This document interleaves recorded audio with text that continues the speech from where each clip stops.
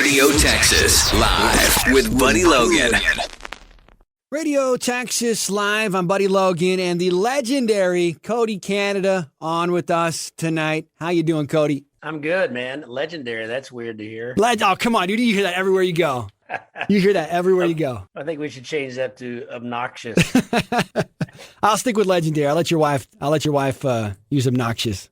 Okay, cool. That'll work.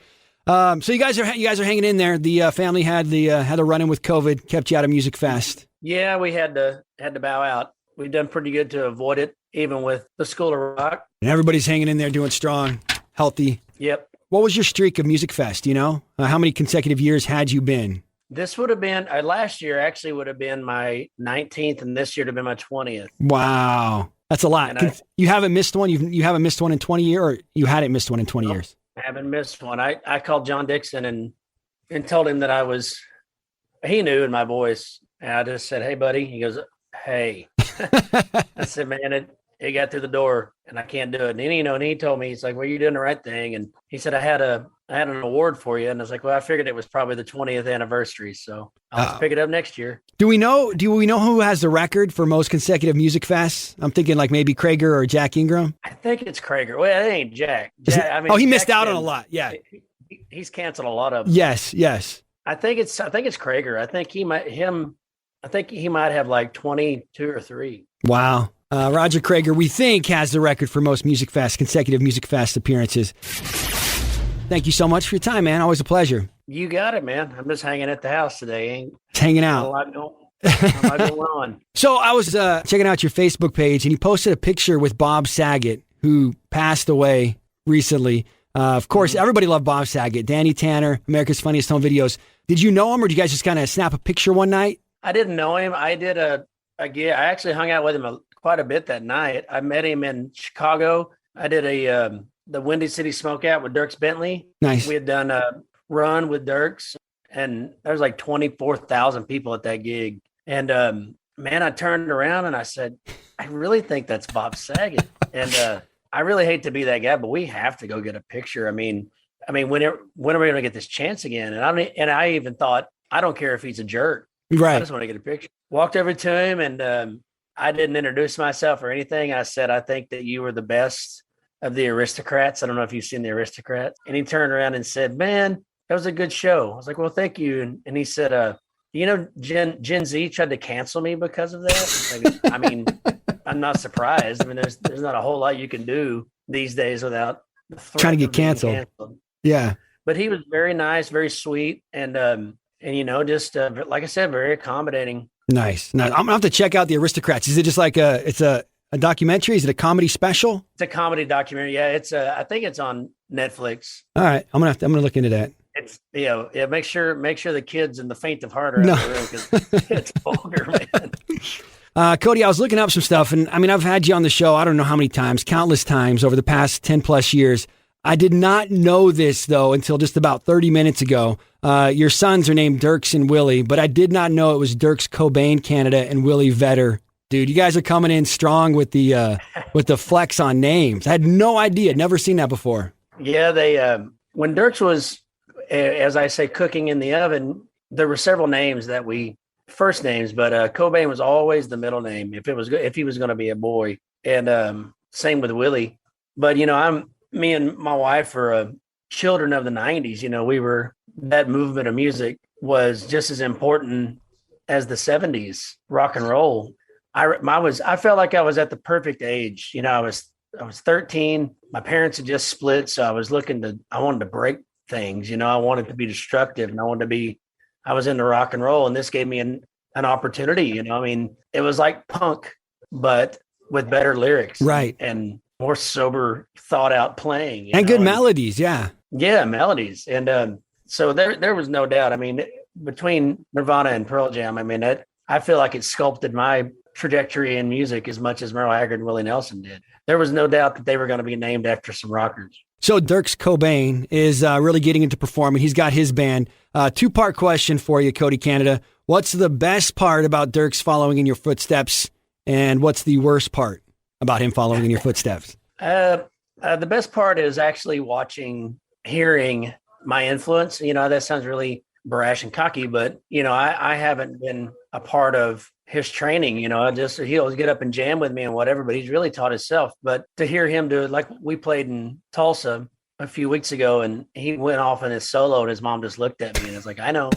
That was my attack. And we call him heavy hand because his right hand is just monstrous. Nice. So Willie's been in the band for a year, and they immediately got these songs down to the best that they could do. And then we went to the studio and they whipped the record out in 2 days. So that's going to come out before the month's over. The worst part, hopefully, the 28th. Okay. January 28th is when the record comes out. That's what Willie's telling me. Nice. I don't know. There hasn't been a worst part yet. They're good kids. There hasn't been a downside yet. So hopefully it stays that way. Awesome. Well, I'll ask you the question again next time, and hopefully there's still no answer. All right, Cody, I want to get into the re-record of Soul Gravy, and we're also going to debut your new single, If You Want It That Much. But first, I want to play Co's tribute to Ragweed tonight. Of course, everybody knows it, and it's got to be wild enough for you when bands are singing about you, like you used to sing about your heroes. But how wild is it to see? And maybe you haven't seen this yet, but it's wild for me to see it. How wild is it to see Co's youngest fans not even realize who Ragweed was? It's pretty crazy. I actually did an opening spot for him 2019, just right down the street from my house at Whitewater Amphitheater. Uh-huh. And we had a good response. The folks knew some of the key songs, but, I dug a little deep into the B-sides. And of course, we do Boys from Oklahoma and everybody knows it. And you can see the light switch flick on with some of them. Right. But the funniest thing of it is I went to Walmart in New Braunfels to get decorations for the school, Halloween decorations. Uh-huh. And this kid walked up, he was my kid's age, and he walked up and he goes, "Dude, you're the guy that opened for Co."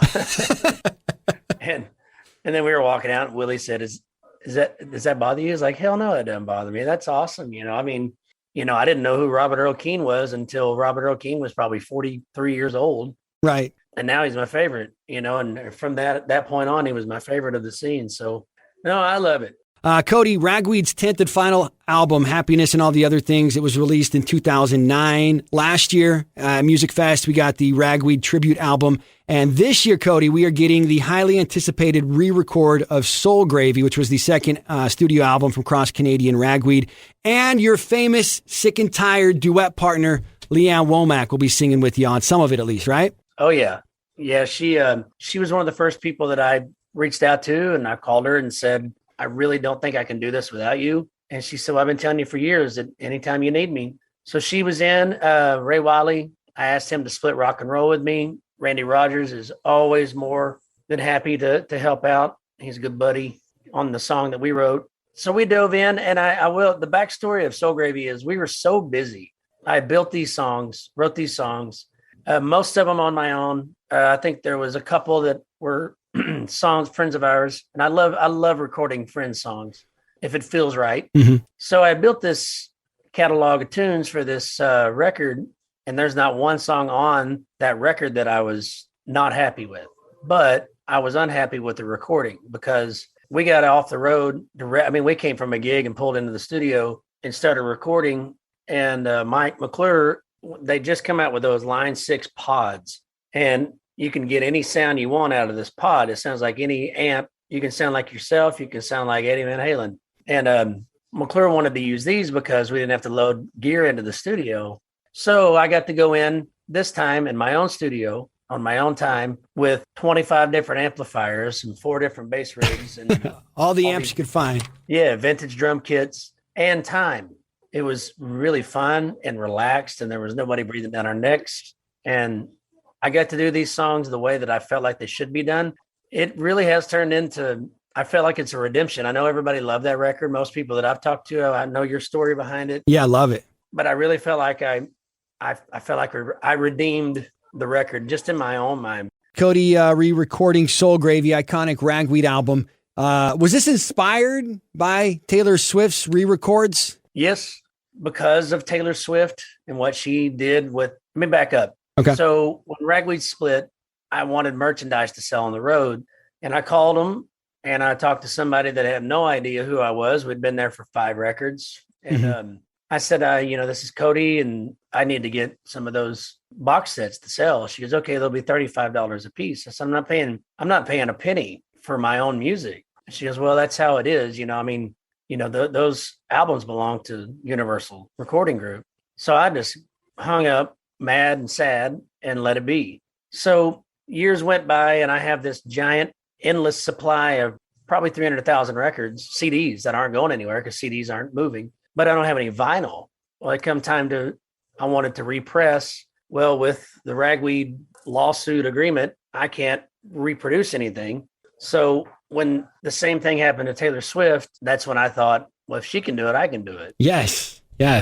I'm pretty sure I don't have the bank account or the lawyers that she has, but I mean, I can get away with this. So the precedent has been set. Yes. Yeah. So I reached out and asked some of the folks in Nashville if, I didn't want to get rolling on this and get shut down. So they said, go for it. Cody Canada on with us, the re-record of Soul Gravy. We're looking at what kind of release date on this? I would say probably March. March-ish?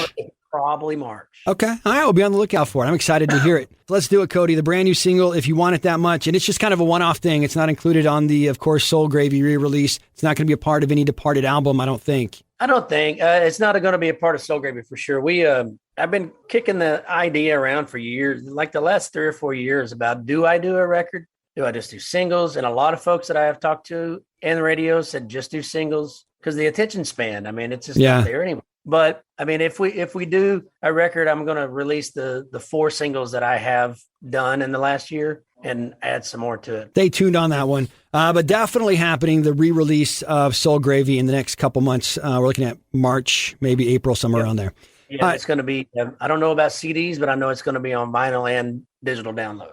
Nice. Tell us about the new single, If You Want It That Much. This is one of those ones that I was talking earlier about my friends. I heard this song, 2000, 99, 2000. Oh, wow. I think it came out around about the first year of Ragweed. And then, and I'd heard this song one night. It's like, this is the most amazing thing I've ever heard. It has a line in it that says, I make my guardian angel work harder than yours. And I thought that's the best thing I've ever heard written. I wanted to record it and it really just kind of slipped my mind. But this is one of the ones that I said, I think we got to do it. I think, just for my own well-being and just to finally do something I said I've been going to do for 20 years. Let's do it. Cody Canada, new single, If You Want It That Much, featuring your pal, Jeremy Plato, and Mason Morris from Coetzel on this one as well. New Cody Canada. Cody, thank you so much for your time, man. Always good catching up. Thank you, brother.